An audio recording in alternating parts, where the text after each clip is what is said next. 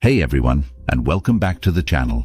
Are you a history buff who loves learning crazy stuff about the past? Buckle up, because today we're diving into 25 mind-blowing historical facts that will have you saying, "Whoa, I never knew that." So grab your favorite snacks, settle in, and get ready to have your mind officially scrambled. Back in 18th century England, pineapples were more than just delicious tropical fruits. They were symbols of wealth and status. Only the wealthy elite could afford them, as they were quite rare and expensive to import. To flaunt their affluence, those who could afford pineapples would proudly display them, sometimes even carrying them around at social events or displaying them prominently in their homes. The pineapple became a fashionable motif, adorning various items from clothing to household decorations, serving as a tangible representation of one's personal prosperity and high social standing. Moving to ancient Greece, there was a peculiar belief surrounding individuals with red hair. Some people held the notion that redheads would transform into vampires after death. This superstition stemmed partly from the physical characteristics associated with red hair, namely fair skin that is prone to sunburn. In contrast to the olive-skinned, sun-tolerant Mediterranean Greeks, redheads stood out with their paler complexion, which led to the association with vampirism in the popular imagination of the time. In the vast reaches of the Roman Empire, the preferred companions were not the typical household pets we might expect today. Instead of cats lounging around the villa, Romans favored ferrets, dogs, and monkeys. Ferrets were prized for their prowess in hunting down mice and rats, serving as efficient pest control agents. Dogs were valued as guardians, protecting homes and property from intruders. Meanwhile, monkeys provided amusement and entertainment, adding a playful element to Roman households. Lastly, the humble tablecloth, a staple of dinner parties and gatherings throughout history, had a rather practical origin. Initially, tablecloths were designed to serve as communal napkins. Guests would gather around the table, enjoying their meal together, and when things got messy, which they often did, they would use the tablecloth to wipe their hands and faces clean. This communal use of the tablecloth reflected a sense of shared experience and conviviality during meals, emphasizing the social aspect of dining in the past. Before alarm clocks became common, and way before smartphones with their handy alarms, there existed an interesting profession known as knocker-uppers. These were individuals tasked with the responsibility of waking people up in time for work, especially in the era before reliable timepieces were widely available. The knocker-uppers would literally knock on their clients' windows using various tools such as long sticks, soft hammers, rattles, or even pea shooters to create enough noise to rouse them from their slumber. This peculiar occupation persisted until the 1970s, long after modern alarm clocks had become commonplace. Turning to an intriguing anecdote from the life of British poet and politician Lord Byron, during his time studying at Cambridge, he had an unconventional pet, a bear. Lord Byron was renowned for his deep affection for animals, and when he discovered that he couldn't have his beloved dog with him, he decided to bring a tame bear to live with him in his dormitory. It was an unusual sight indeed to see Lord Byron strolling about with his bear companion, taking it for walks around the campus while tethered to a leash. This eccentricity only added to the mystique surrounding the already enigmatic figure of Lord Byron. Shifting gears to international relations, there's a curious ongoing dispute between Canada and Denmark over a small island nestled near Greenland called Hans Island. This territorial disagreement has persisted for over 3 decades, but rather than escalating into a serious conflict, it has taken on a somewhat playful character. Occasionally, when officials from both countries visit the island, they engage in a light-hearted ritual where they leave behind a bottle of their respective country's liquor as a symbolic assertion of sovereignty. It's a unique display of diplomatic banter, showcasing the amicable rivalry between these nations. St. Lawrence was a Christian who lived during a time when Christians were facing a lot of persecution in Rome. Legend has it that during this time, the prefect of Rome decided to punish Lawrence by roasting him alive on a gridiron, a kind of grill. Despite the intense pain he must have been enduring, Lawrence is said to have maintained his sense of humor. He famously quipped, "I'm well done on this side. Turn me over." This witty remark, made in the face of unimaginable suffering, has been passed down through generations. Because of this story, St. Lawrence is now considered the patron saint of cooks, chefs and comedians, admired for his resilience and humor even in the darkest of times. In 1998, an astonishing discovery was made in the basement of Benjamin Franklin's house. Around 2,000 bones, believed to be from about 10 human bodies, were found. This might sound like the beginning of a mystery novel, but the truth behind these bones is less sinister. It was later revealed that Franklin, a renowned polymath, used these bodies for the study of human anatomy. In his pursuit of scientific knowledge, Franklin engaged in the study of the human body, contributing to advancements in medicine and understanding of anatomy.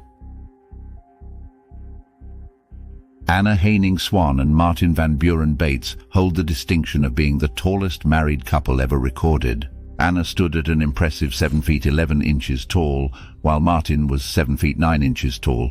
Their height difference alone made them quite a spectacle, but their story took an even more extraordinary turn when Anna gave birth. Their baby weighed an astounding 22 pounds, making headlines and further cementing their status as one of the most remarkable couples in history. During World War II, a tragic event occurred in Oregon when a balloon bomb launched by Japan landed and exploded, resulting in the deaths of a woman and 5 children. This incident stands out as one of the few casualties on American soil during the war. Despite the distance from the main theaters of combat, this tragedy serves as a sobering reminder of the global reach and impact of the conflict, even in remote corners of the world. Roman gladiators were more than just fighters in the arena, they were also celebrities of their time.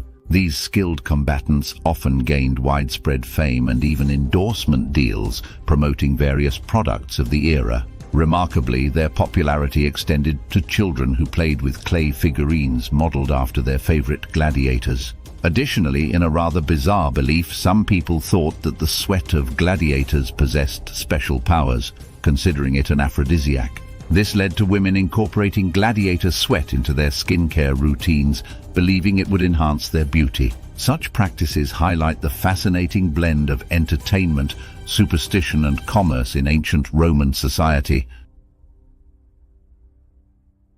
Johnny Appleseed, whose real name was John Chapman, was indeed a historical figure, not just a character from folklore.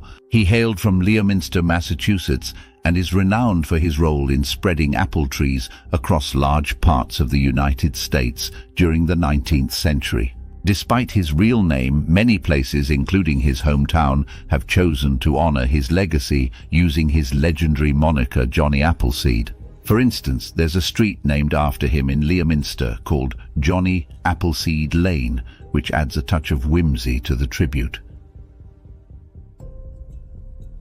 The invention of cars didn't originate in the United States as many might think. Instead, the credit goes to European engineers Carl Benz and Émile Levasseur, who were pioneers in the field of automobile engineering. In 1886, Carl Benz patented the first automobile, marking a significant milestone in transportation history.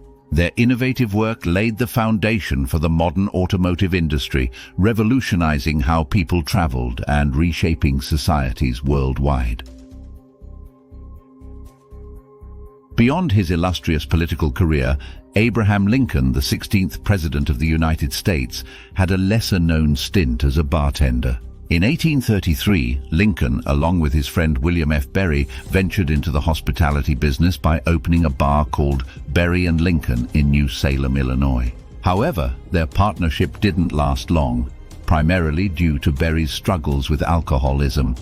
Berry's excessive drinking not only led to the depletion of the bar's inventory, but also contributed to the eventual closure of the establishment. Despite its short-lived existence, this episode sheds light on a lesser-known aspect of Lincoln's early life and entrepreneurial endeavors before his ascent to the presidency.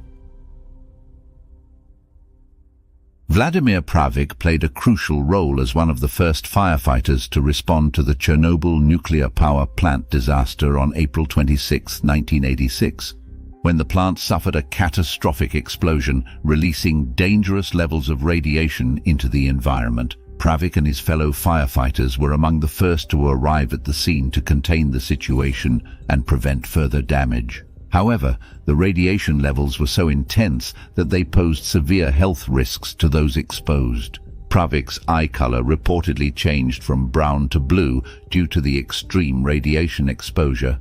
Tragically, like many other first responders to the Chernobyl disaster, Pravik succumbed to acute radiation poisoning and passed away just 15 days later. His courageous actions in the face of grave danger highlight the selfless dedication of those who risked their lives to mitigate the consequences of the nuclear accident.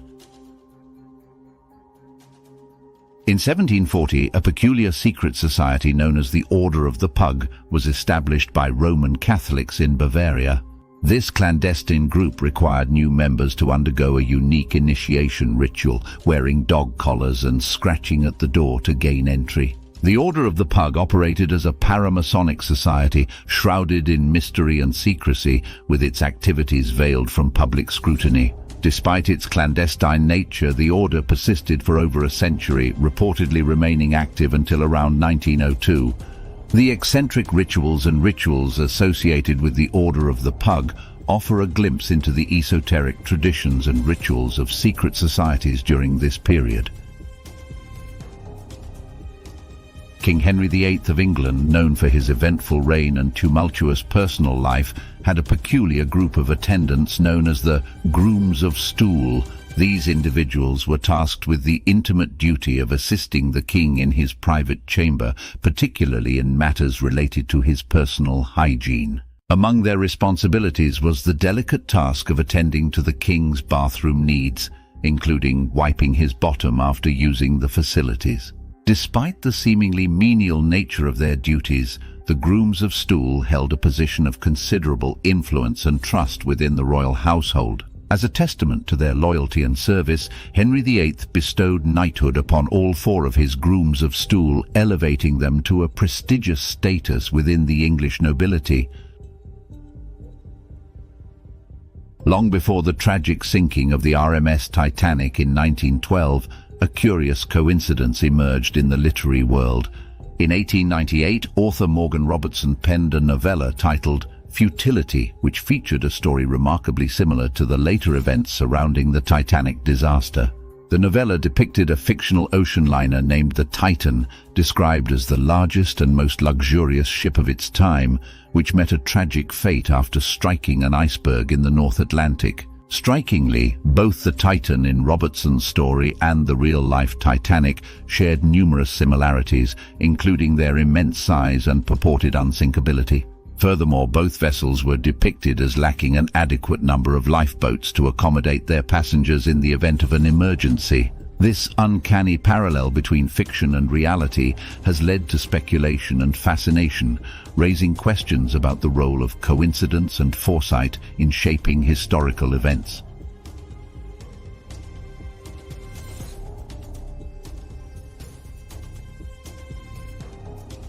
From the 11th to the 19th centuries, certain Buddhist monks embarked on a remarkable and extreme practice known as Sokushinbutsu. These monks aim to achieve a state of enlightenment by mummifying themselves while still alive. The process involved gradually reducing their intake of food and water over the span of approximately 1,000 days, effectively starving themselves to death. By undergoing this process, it was believed that these monks would transcend the physical realm and attain true enlightenment. The self-mummification of these monks was regarded as a profound spiritual endeavor, demonstrating their unwavering commitment to their faith and the pursuit of enlightenment.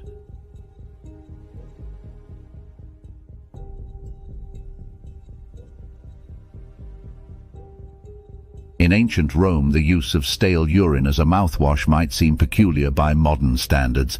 but it was a common practice during that time.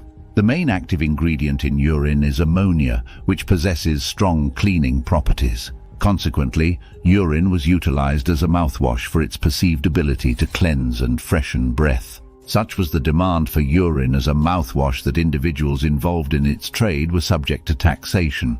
This peculiar practice sheds light on the hygiene customs of ancient civilizations and the utilization of unconventional substances for personal care purposes.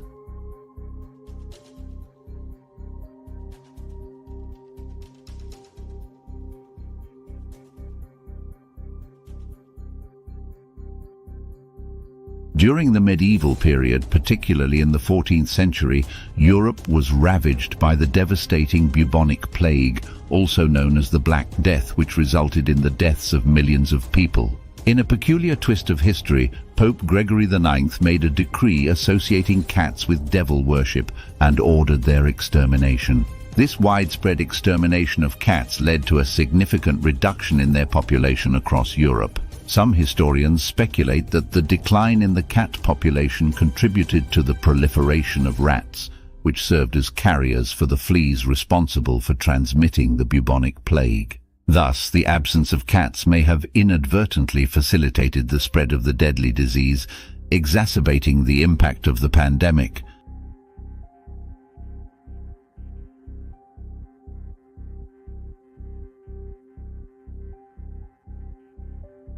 Grigory Yefimovich Rasputin, a mystic and confidant of Tsar Nicholas II of Russia, is surrounded by legends and tales of extraordinary resilience.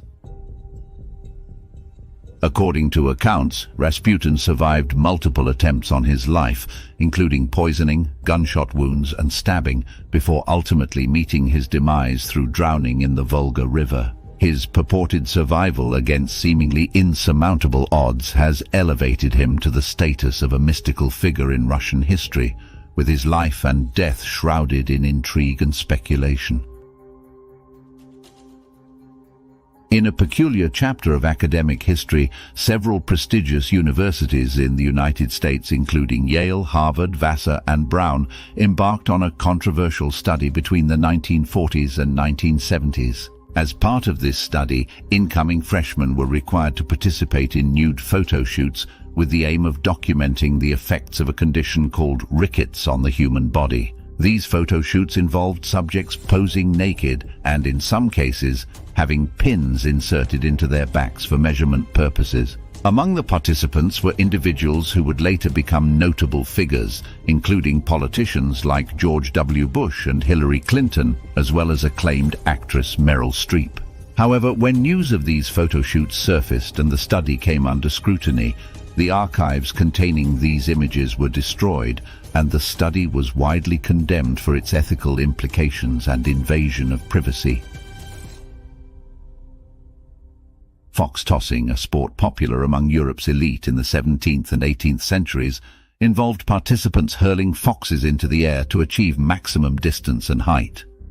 Spectators gathered to witness the spectacle in designated arenas or open fields. While viewed as entertainment, the sport caused distress and harm to the captured or bred foxes. As societal attitudes shifted towards animal welfare, such practices were condemned as cruel. Today, fox tossing serves as a reminder of past human behavior's troubling aspects and highlights the importance of ethical treatment of animals.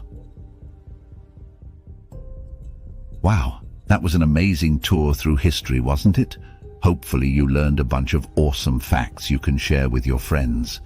If you enjoyed this video, don't forget to hit that like button and subscribe for more. Let me know in the comments which fact surprised you the most and what era of history you'd like to explore next time. Thanks for joining me on this historical adventure, and see you next time.